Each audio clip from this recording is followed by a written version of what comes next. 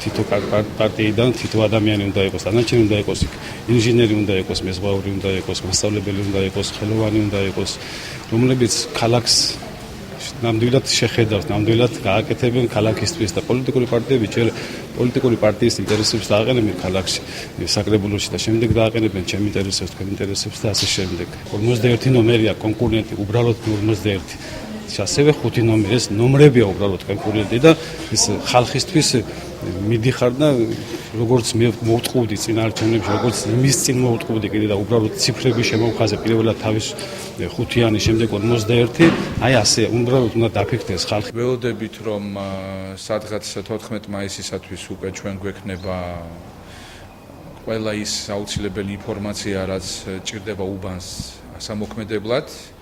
იმიტომ რომ 15-ში, 16-ში ჩვენ უნდა გავხსნათ, 16 არის ბოლო ვადა და ჩვენ უნდა გავხსნათ 101 უბანი ბათუმში.